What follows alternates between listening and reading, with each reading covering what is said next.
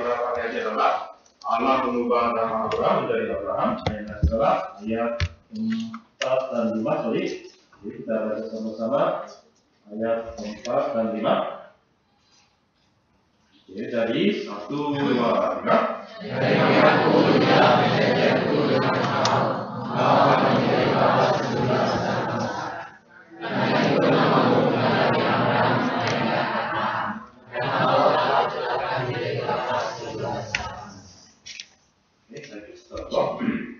Terima kasih Tuhan karena hari Sabat yang indah ini kami kembali berkumpul di hadirat Tuhan untuk mendengarkan firman Tuhan, kemudian untuk beribadah kepada Tuhan. Selama ini kami banyak menderita karena berbagai permasalahan yang kami hadapi. Kalau biarlah Tuhan membukakan mata rohani kami supaya hati kami, pandangan kami yang selama ini tertuju kepada segala persoalan diri kami angkat melihat Engkau sebagai Allah yang hidup, Allah yang maha kuasa, Allah yang ingin berkarya di tengah-tengah kami, supaya melalui firman hari ini kami dapat melihat Tuhan, bersekutu dengan Tuhan, sehingga kami dapat menjalani kehidupan yang apa yang Tuhan inginkan. Biarlah Tuhan sendiri berbicara, karena kami siap untuk mendengarkan suara-Mu. Terima kasih Tuhan, kami berdoa di dalam nama Yesus Kristus. Amin. Melalui firman minggu yang lalu, kita telah belajar tentang Allah Abraham yang menanggung segala kelemahan dan pelanggaran yang dilakukan oleh Abraham. Allah itu adalah Allah yang penuh pengharapan dan belas kasihan dan kemurahan hati. Allah Abraham adalah Allah pribadi diri kita sendiri juga. Kiranya setiap saat kita mengalami kesusahan, kemudian ketika kita pun terjatuh pada dosa dan kelemahan diri kita, semoga kita jangan putus asa, tapi jangan memukul diri kita sendiri, tapi kita maju kepada Allah ini, lalu mendapatkan kekuatan baru, penghiburan baru, visi baru, lalu kita dapat menjalani kehidupan yang memuliakan nama Tuhan. Firman yang hendak kita bahas pada pagi hari ini adalah Allah yang mengubah nama Abraham menjadi Abraham. Setelah Abraham mendapatkan Ismail dari Hagar, Abraham sudah puas diri dengan hidup bermain dengan Ismail sepanjang hari, dengan melupakan segala kehendak dan panggilan Allah. Dia menjalani kehidupan seperti orang yang berskala kecil, lalu sungguh kehidupannya mengecewakan hati Tuhan. Akan tetapi Allah tidak membuang Abraham yang keadaannya seperti ini, tetapi Allah kembali mendatanginya dengan firman-Nya. Lalu Allah membangunkan Abraham yang sedang tertidur dalam kerohaniannya. Akulah Allah yang maha kuasa, hiduplah di hadapanku dengan tidak bercelah. Semua melalui firman hari ini, kita pun dapat bertemu dengan Allah yang hendak memakai kita juga sebagai bapa sejumlah besar bangsa seperti Abraham. Semoga Allah mengangkat segala pandangan kita, perhatian kita yang selama itu tertuju kepada masalah-masalah di dunia ini, supaya kita pun dapat menyadari dan menerima segala pengharapan kehendak Allah terhadap diri kita secara baru. Kemudian mari kita menjalani hidup yang baru, hidup yang menyenangkan hati Tuhan sebagai Abraham, bukan sebagai Abraham lagi. Amin. Yang pertama, hiduplah di hadapan aku dengan tidak bercela. Mari kita lihat ayat 1. Setelah Ismail dilahirkan, sudah lewat 13 tahun lamanya. Kita tidak tahu secara persis kira-kira hidup masalah apa yang telah dijalani oleh Abraham. Sebab penulis kitab Kejadian sendiri sama sekali tidak mencatatnya. Oleh karena itu, 13 tahun dari pasal 16, antara pasal 16 dan pasal 17, 13 tahun itu tidak dicatat. Jadi 13 tahun itu disebut sebagai masa kehilangan bagi Abraham. Sebab Abraham menjalani hidup yang tidak berarti, tidak berharga di hadapan Allah. Kita pun jika segala pandangan kita, perhatian kita hanya terpaut kepada perkara-perkara dunia saja, kemudian dari pagi-pagi sampai malam kita selalu melewati karena kesibukan sehari-hari, 1 tahun bisa begitu saja berlalu. Kita tidak dapat menjalani hidup yang berarti berharga di hadapan Allah. Bahkan kadang kehidupan kita sama sekali tidak ada kaitan dengan Tuhan. Walaupun dari mulut kita keluar kata Tuhan, tapi kita menjalani kehidupan yang sama sekali tidak ada kaitan dengan Tuhan. Bukan hanya 1 tahun saja, tapi beberapa tahun pun bisa berlalu begitu cepat seperti dalam sekejap mata. Masa yang terlewat itu sebetulnya masa yang terus Tuhan sabar dan menunggu pertobatan kita.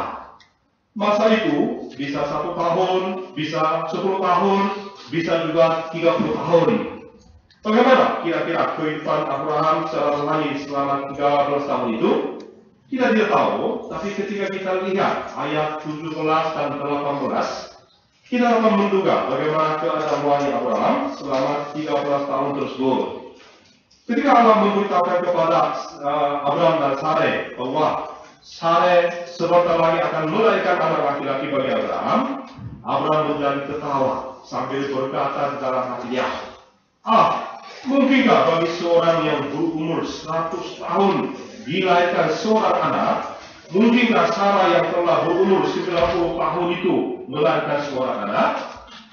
Kiranya Ismail saja diperkenankan hidup di hadapanmu.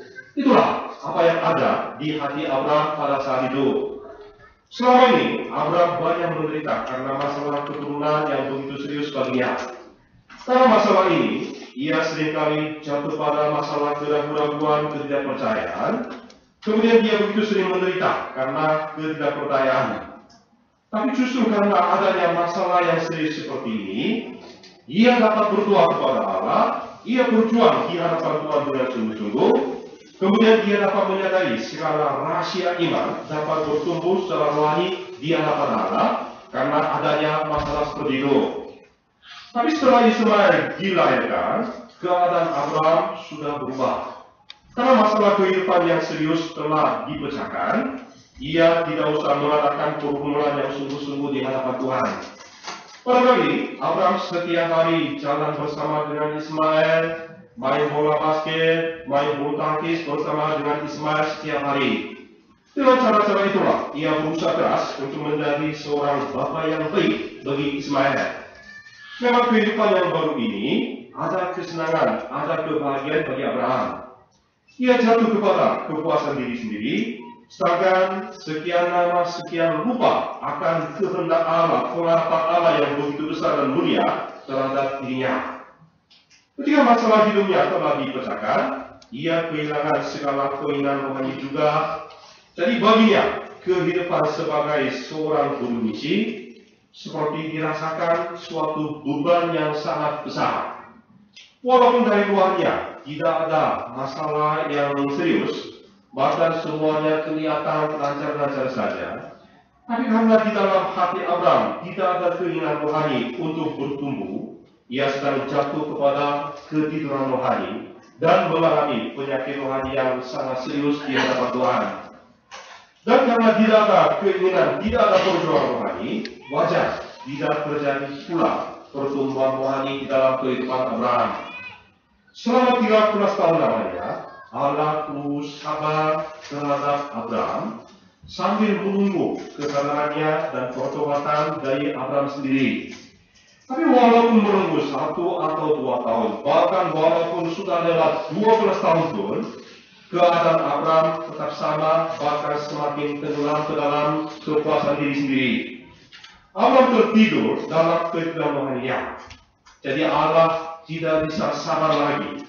Sebab saat Allah, yaitu waktu yang telah ditetapkan oleh Allah itu, sudah mendekati. Allah jadi menampakkan dirinya, lalu memarahi Abraham yang tidur seperti itu dengan sangat keras. Mari kita lihat ayat 1b sekali lagi. Akulah Allah yang Maha Kuasa, hiduplah di hadapanku dengan tidak bercerai. Selama ini, Allah belum pernah memarahi Abraham seperti ini. Setiap saat ketika Abraham berbuat kesalahan, Allah sendirilah yang selalu menanggung segala kelemahannya dan kesalahannya. Seperti seorang ibu sedang menanggung menggendong anak yang masih kecil dan tidak tahu apa-apa. Ketika dibutuhkan perlindungan, Allah setia menemani Abraham dan melindunginya. Ketika Abraham membutuhkan visi, Allah mengaruniakan visi juga kepadanya. Tetapi kali ini, Allah betul-betul marah, lalu memarahi kehidupan Abraham yang hidup seperti itu. Mengapa? Jawabannya adalah karena Abraham sekarang tidak percaya juga, tidak percaya lagi kepada kuasa Allah. Dulu walaupun Abraham itu mempunyai banyak kesalahan dan kelemahan, karena Abraham hidup dengan iman di hadapan Tuhan, Allah memperhitungkan Abraham itu, yang kepercayaan Abraham itu sebagai kebenarannya, sehingga Abraham itu dianggap sebagai orang yang benar, dan Allah sungguh berkenan kepadanya. Tapi ketika Abraham tidak hidup dengan iman, Allah begitu sedih, kemudian datang lalu memarahi Abraham dengan sangat keras. Kalau begitu, mengapa Allah menyatakan dirinya sebagai Allah yang Maha Kuasa, seperti El Shaddai tadi yang spesial kita dengarkan? Karena Allah dapat melihat bahwa Abraham pada saat sekarang, ia tidak percaya lagi kepada Allah yang Maha Kuasa. Di dalam hati Abraham ada batu ketidakpercayaan yang sangat keras. Abraham yakin bahwa Sarai itu tidak mungkin lagi dapat melahirkan anak sebab istrinya sudah tua.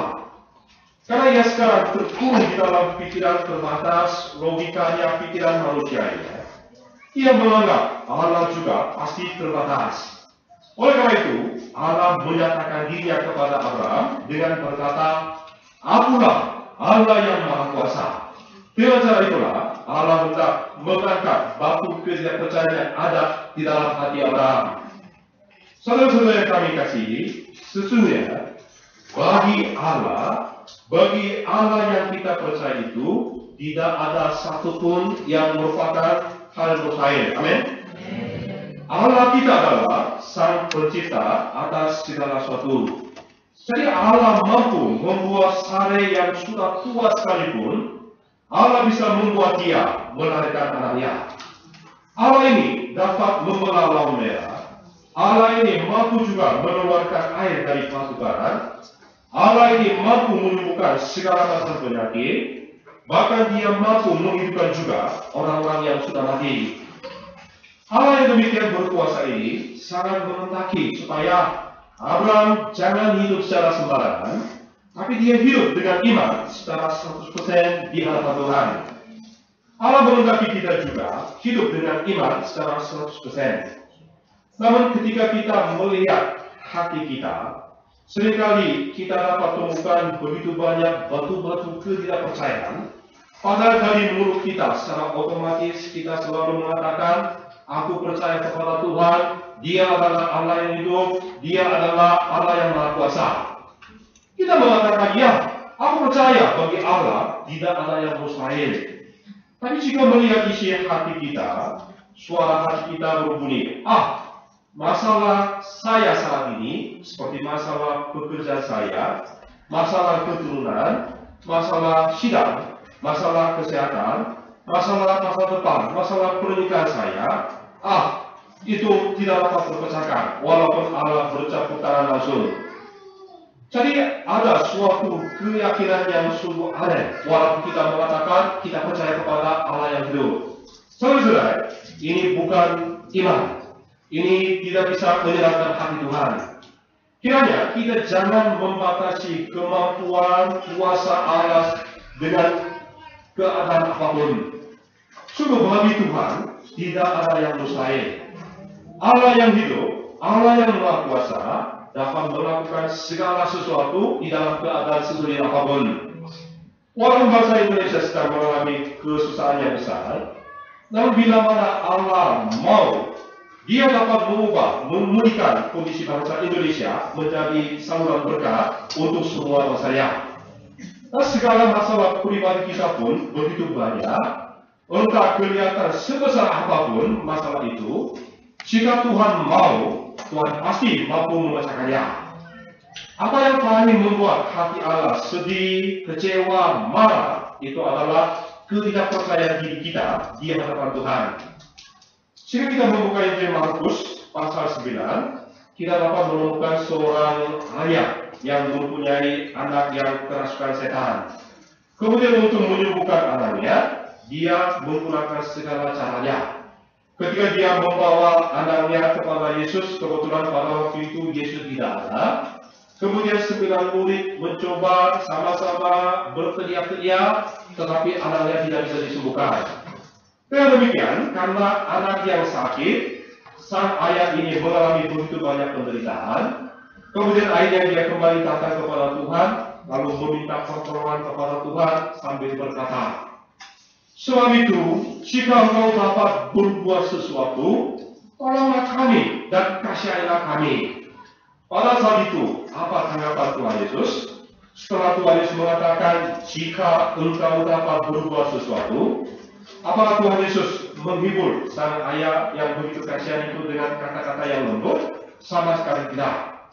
Tuhan Yesus langsung memarahi sang ayah itu dengan suara keras.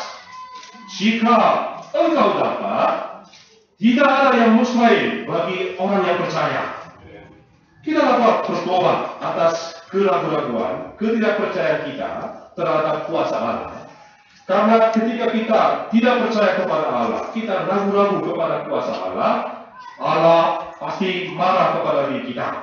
Sebab kita bertobat atas ketidakpercayaan kita, kemudian mari kita menyenangkan hati Tuhan dengan cara menjalani hidup yang percaya kepada kuasa Tuhan, kasih Tuhan. "Akulah Allah yang Maha Kuasa, hiduplah di hadapanku dengan tidak bercela." Allah ingin menolong Abraham untuk memandang Allah yang Maha Kuasa, supaya untuk memulihkan imannya. Begitu pula Allah mengendaki Abraham hidup di hadapan Allah sebagai sumber berkat, menjalani hidup yang tidak bercela berdasarkan dengan imannya. Hiduplah dengan tidak bercela. Bukan Abraham harus sempurna secara moralnya.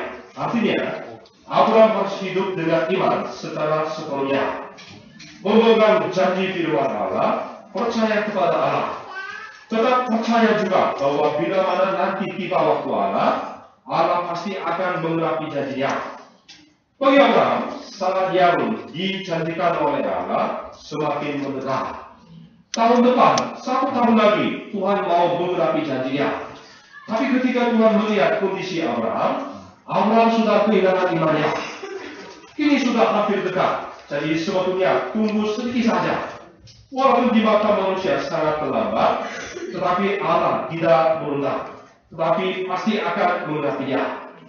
Bukan hanya mencapai pelaksanaan janji Allah, tetapi cara dan waktunya pun diberikan tangan Allah. Itulah hidup dengan tidak percaya.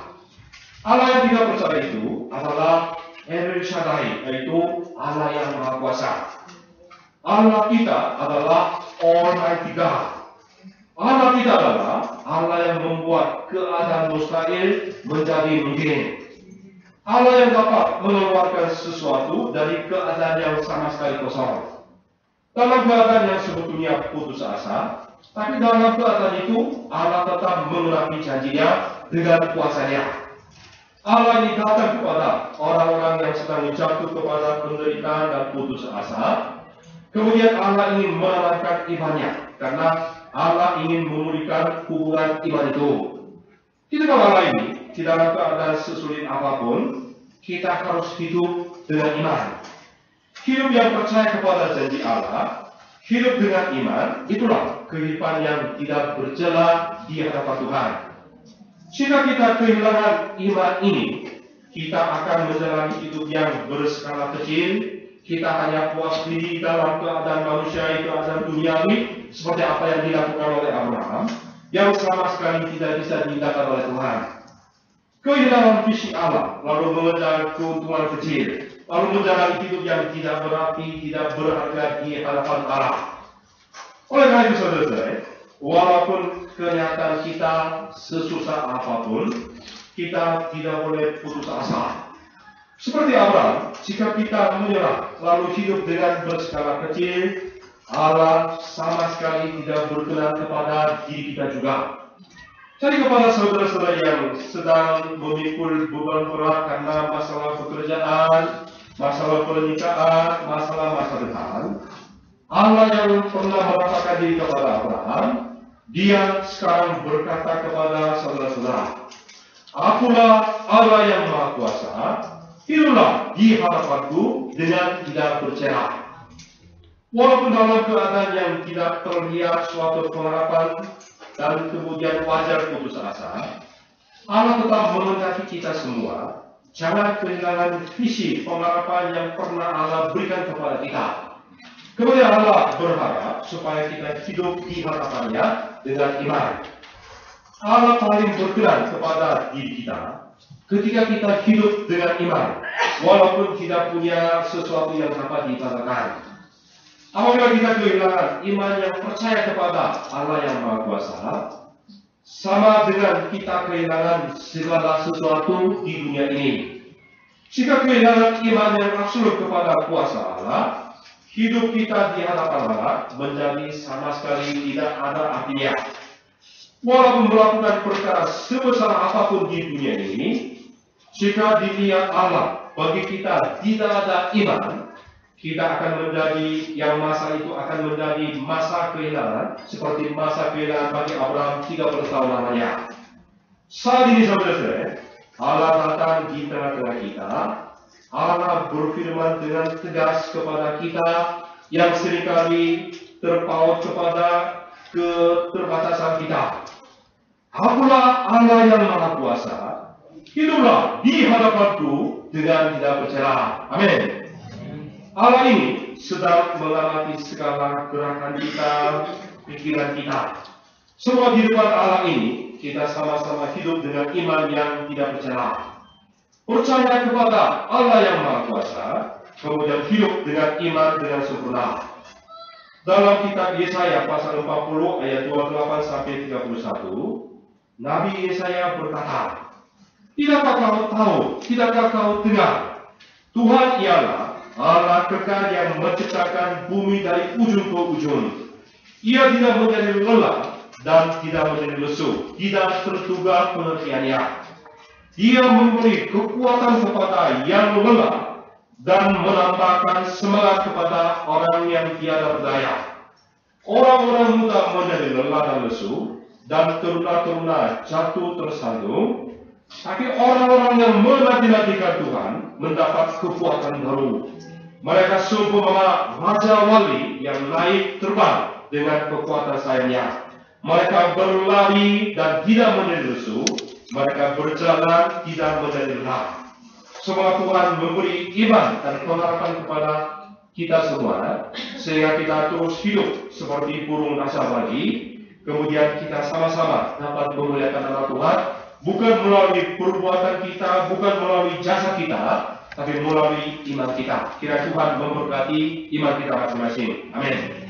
Kedua, mulai sekarang engkau akan disebut bukan Abraham lagi, tetapi Abraham.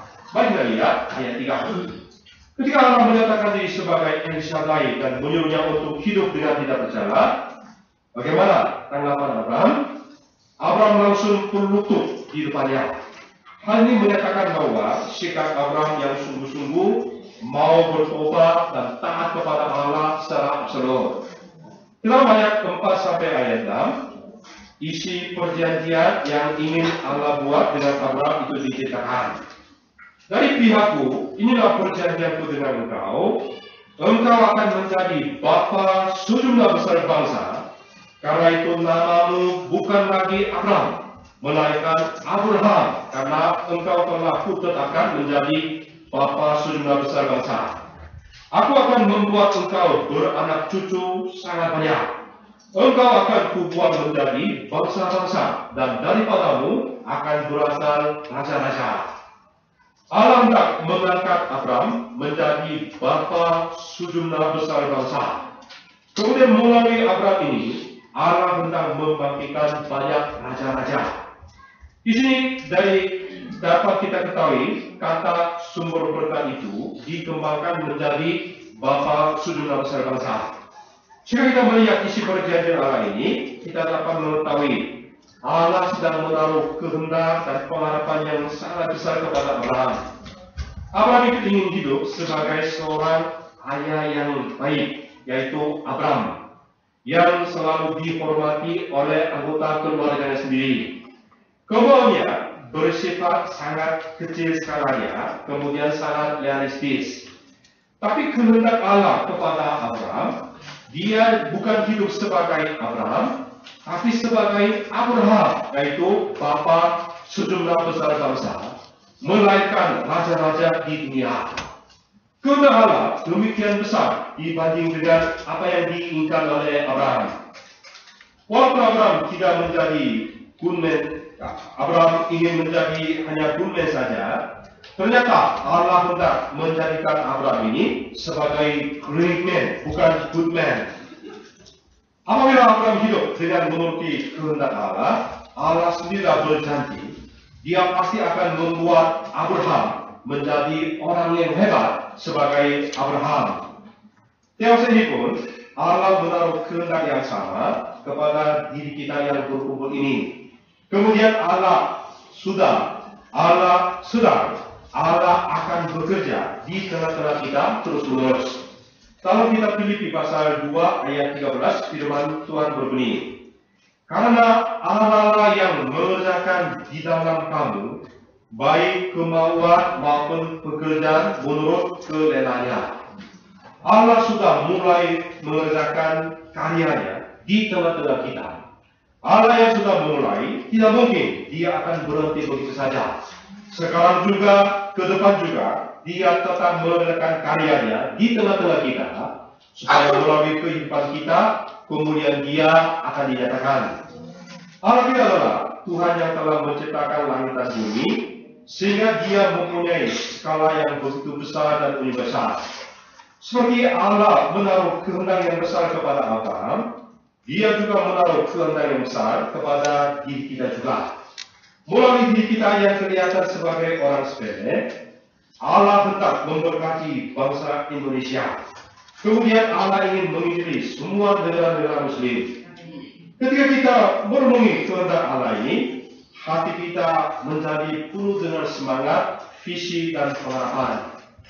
Dan kita dapat mengharapkan dan menantikan hal yang besar dari Allah, kemudian berani mencoba, menantang, melakukan hal-hal yang besar untuk kemuliaan Allah. Kita Mazmur pasal 81 ayat 11 berbunyi, Akulah Tuhan Allahmu yang telah menuntun engkau keluar dari tanah Mesir. Bukalah mulutmu lebar-lebar, maka aku akan membuatnya penuh. Amin. Allah menghendaki kita membuka mulut kita dengan selebar-lebarnya, bukan karena bagi kita ada kekuatannya, tapi dengan iman. Kalau hal itu kita lakukan, Allah sendirilah menyatakan kuasa Allah akan dinyatakan sesuai dengan sejauh mana kita membuka mulut iman kita. Mari kita coba membuka mulut iman kita selebar-lebarnya, karena semuanya nanti tergantung kita sejauh mana berkat Tuhan, kuasa Tuhan kita terima. Itu bukan karena kesanggupan kita, tapi sesuai dengan ukuran iman kita. Kiranya Tuhan berkenan kepada diri kita, Tuhan memberi roh iman kepada kita, kepada fellowship kita, kepada persekutuan kita, sehingga kita dapat dipakai dalam karya Tuhan sebagai anak Tuhan. Amin. Mari kita lihat ayat 5. Kita baca sekali lagi ayat 5. Karena itu 1, 2, 3.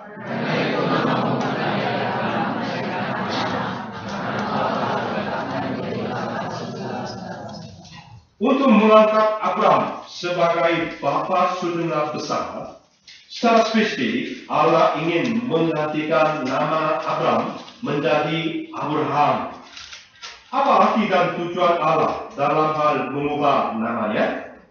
Biasanya nama seseorang menyatakan siapa orang itu. Kata Abraham mengandung kesan terhadap seorang bapa yang baik, good man.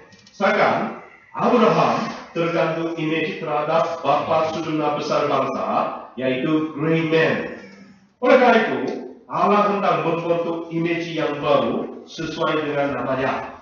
Abraham pun setiap saat ketika namanya dipanggil sebagai bukan lagi Abraham tapi Abraham, dia pasti selalu ingat bagaimana pengharapan Tuhan terhadap dirinya. Abraham dapat disamakan dengan orang yang mempunyai hati yang berskala kecil seperti pari, tapi Abraham adalah orang yang berhati besar dan luas seperti samudera Pasifik. Di dalam anak-anak sulai hanya terdapat ikan yang kecil-kecil saja. Tapi di dalam samudera Pasifik terdapat segala macam ikan, mulai dari ikan yang kecil-kecil sampai ikan yang besar seperti ikan paus. Dengan demikian, Allah menghendaki Abraham menjadi hidup yang melahirkan membesarkan raja-raja seperti Bapa Surga besar bangsa. Tapi di dalam kehidupan ini ada banyak kesakitan, pengorbanan yang harus ditanggung oleh Abraham. Tapi di dalam kehidupan itu terdapat arti hidup, buah hidup yang sungguh mulia. Sehingga walaupun sakit, walaupun berkorban, walaupun menderita, Abraham harus menanggungnya. Mari coba kita lihat sebentar lagi ayat 15, ayat 16. Bukan hanya kepada Abraham saja, Allah menaruh kehendak yang besar juga kepada Sarai, yaitu istrinya. Selanjutnya Allah berfirman kepada Abraham, tentang istrimu Sarai, janganlah engkau menyebut dia lagi Sarai, tetapi Sarah, itulah namanya. Aku akan memberkatinya, dan daripadanya juga aku akan memberikan kepadamu seorang anak laki-laki, bahkan aku akan memberikan kepadamu seorang anak laki-laki, bahkan aku akan memberkatinya, sehingga ia menjadi ibu bangsa-bangsa, raja-raja bangsa-bangsa akan lahir daripadanya. Sarai itu artinya putriku yang terkasih, sedangkan Sarah itu adalah ibu sejumlah besar bangsa. Peran Sarah di dalam pekerjaan Tuhan, yaitu melahirkan raja-raja, sangat penting. Seandainya Abraham hendak hidup sebagai bapa sejumlah besar bangsa, tapi bila mana Sarah tidak mau, sehingga dari belakangnya terus tarik terus, pasti dua-duanya akan menjalani kehidupan yang tidak dapat menyenangkan hati Tuhan. Ketika Sarah juga hidup sebagai ibu sejumlah besar bangsa, barulah akan terbentuk suatu bencana yang dapat menampung berkat Allah. Kiranya Allah membangkitkan di dalam persekutuan kita banyak keluarga Abraham dan Sarah secara baru, sehingga melalui keluarga-keluarga yang didirikan oleh Allah, kemuliaan Tuhan dapat dinyatakan, banyak raja-raja dapat dilahirkan. Semoga Tuhan memberkati persekutuan kita. Amin. Yang ketiga, aku akan menjadi Allah mereka. Mari kita lihat ayat 7-8. Kita baca sama-sama ayat 7-8. Oke, 1, 2, 3.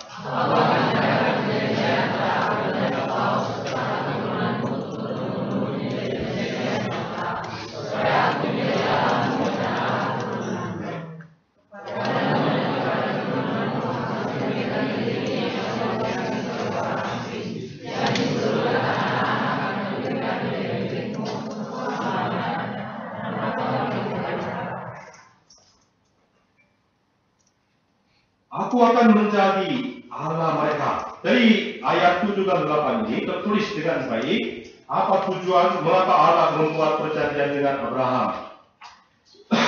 Jawabannya adalah karena Allah hendak menjadi Allah bagi Abraham dan keturunannya. Aku akan menjadi Allahmu, Allah keturunanmu.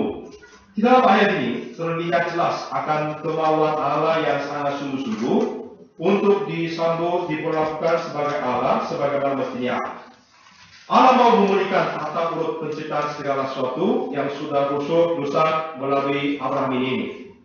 Allah sangat menghendaki untuk mendapat perlakuan yang baik sebagai pencipta. Allah sebagai Tuhan mau diperlakukan sebagai Allah dalam segala hal. Segala ciptaan Allah harus menyembah dan melayani Dia sebagai Allah, dan harus mengembalikan segala puji-pujian kemuliaan kepadanya saja. Tapi manusia tidak menghormati Dia sebagai Allah, tidak berterima kasih kepadanya. Melainkan manusia menyembah berhala. Segala penyebab kerusakan dunia ini adalah karena dunia tidak mengenal Allah, tidak memperlakukannya sebagai Allah. Jadi Allah begitu sedih terhadap keadaan dunia ini, lalu hendak memulihkan tata urut penciptanya melalui Abraham, melalui keturunannya. Aku akan menjadi Allah untuk kamu dan keturunanmu. Tidak lain ini terlihat bagaimana kemauan Allah yang begitu kuat, yakni yang hendak melindungi keturunan Abraham sebagai bangsanya sendiri. Hal ini sungguh merupakan suatu berkat yang besar, sebab dari keadaan anak setan diubah, diangkat menjadi anak Allah, kemudian dapat melayani Allah sebagai bapanya sendiri tanpa ketakutan seumur hidupnya. Saudara-saudara yang kami hormati, kira-kira apa yang paling diharapkan oleh Allah kepada saya maupun kepada Anda sebagai umat Tuhan, bahkan sebagai anak-anaknya? Ketika Allah menyelamatkan kita, hubungan kita dengan Allah kita adalah umatnya, kita menjadi hambanya, kita menjadi anak-anaknya. Jangan lupa, sampai Tuhan menghendaki kita sebagai istri bagi Tuhan. Apa yang paling Tuhan berharap kepada diri kita? Apakah kita melakukan banyak pekerjaan untuk menyenangkan hatinya, kita sebagai hambanya? Apakah kita melakukan banyak hal berkorban untuk Tuhan? Tidak. Apa yang paling diharapkan oleh Allah kepada kita semua adalah kita menjadi umat yang benar di hadapan Tuhan. Allah ingin menjadi Allah kita. Kita menerima kasih Allah secara utuh, kemudian tinggal di dalam kasih-Nya terus-menerus. Dalam hubungan kasih dan percaya yang kokoh, kita tetap mengasihi Dia dengan segenap hati kita, memulihkan hubungan kita dengan Allah, dan makin mendekatkan diri kita kepada Allah. Itulah yang paling diinginkan oleh Allah kepada saya, kepada Anda semua. Apakah saudara-saudara benar-benar percaya dan yakin akan kasih Allah kita sebagai umat Tuhan, sebagai anak-anak Tuhan, sebagai istri Tuhan? Amin. Apakah kita percaya akan kuasa Allah yang sama sekali tidak terbatas sebagai El Shaddai? Supaya kita semua tinggal di dalam kasih Allah yang absolut ini. Kemudian mari kita hidup di hadapan Tuhan dengan iman. Dalam Injil Yohanes pasal 15 ayat 5 mengatakan, Akulah pokok anggur dan kamulah ranting-rantingnya.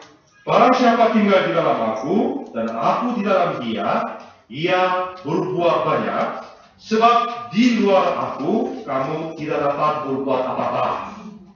Sebagai saudara-saudara, Allah kita adalah Allah yang hidup, Allah yang Maha Kuasa, yaitu El Shaddai. Di tempat El Shaddai ini, kiranya kita dapat menjalani hidup yang beriman, kemudian kita hidup yang tanpa bercela di hadapannya. Allah ingin memberi nama baru kepada diri kita, seperti kepada Abraham diberikan nama baru Abraham. Bukan sebagai Abraham lagi, tetapi sebagai Abraham, supaya kita hidup dalam pengharapan dan visi Allah yang besar. Yang pertama sekali, Allah menghendaki kita tetap tinggal di dalam kasih-Nya dengan iman, kemudian menjalani hidup yang menyenangkan hati Allah. Dari pasca tahun 2015, sekarang tinggal beberapa hari saja di depan kita. Semua dengan iman yang percaya akan Allah yang Maha Kuasa ini, mari kita berdoa untuk melayani setiap acara Paskah dengan hati yang sungguh-sungguh. Kiranya Allah memberkati iman kita, lalu memakai kita masing-masing sebagai Abraham, sebagai Sarah baru, kemudian banyak jiwa dapat dikirimkan, dilahirkan dengan kuat kuasa Tuhan, supaya melalui acara Retreat Paskah 2015, kemuliaan Allah sebagai El Shaddai dinyatakan secara penuh. Kiranya Tuhan memberkati iman kita, kemudian apa yang kita percaya itu semuanya terjadi dalam kehidupan kita sehari-hari. Amin. Mari kita baca ayat 4 dan 5. Kita baca sama-sama ayat 4 dan 5 dari Yakub 1, 2, 3.